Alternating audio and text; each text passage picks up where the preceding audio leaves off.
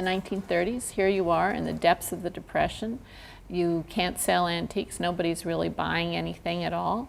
And my grandfather had all of these artist friends. He had had this little art gallery in the family store where he had gathered again together all of these Asian American artists, and actually had the first Asian American artist exhibition. Well, they had no money. They were all hanging around, and they thought, well, what's the one thing people really still need? They need to eat.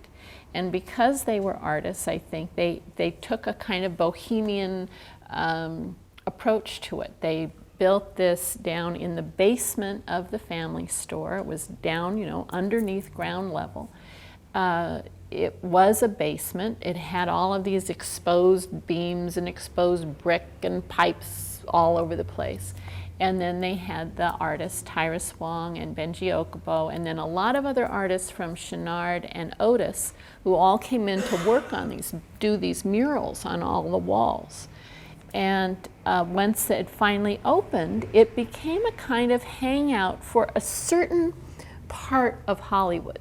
The kind of set designers, directors, certain actors and actresses, and it was this real kind of hangout for people, and had a moment, but was combining art and food and this, and again, this kind of Hollywood group.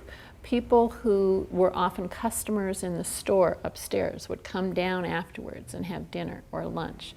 And so it was this, I think a really kind of special place, a special moment. I don't think Dragon's Den could have happened anywhere else, because we live in Los Angeles. We live in Hollywood. We have that Hollywood connection. And so, one of the things that was unique about Los Angeles Chinatown was the fact that so many people worked in the movies as extras, that you had these companies that were providing Chinese extras to movie sets and to movie productions, but also stores like the Suie One Company and others that were providing furniture and rickshaws and street vendor carts and temples and all of this stuff to create China in the movies. And so because of that, this really made Los Angeles Chinatown very different from any other Chinatown.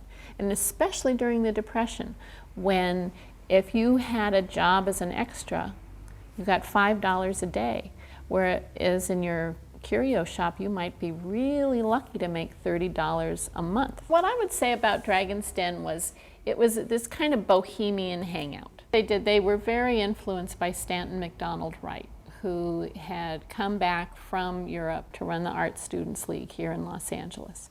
And he had these real opinions about Western art and Asian art, and how you could incorporate elements from Asian art into Western art, kind of creating this fusion of perspective and color and subject matter. So the exhibition was in about 1932 or 33. Dragon's Den opened in 36 or 37. So the exhibition had been first. So my grandfather had already had kind of been like a magnet for certain artists. So it's a very tiny, tiny, tiny period, less than 10 years. And all of a sudden, the war came. Those who were of Japanese descent were sent to internment camps. Some of them continued to do art in the camps, some didn't. Some, when they came out, they continued to do art, some didn't. But it really split apart what was like the beginning of a movement.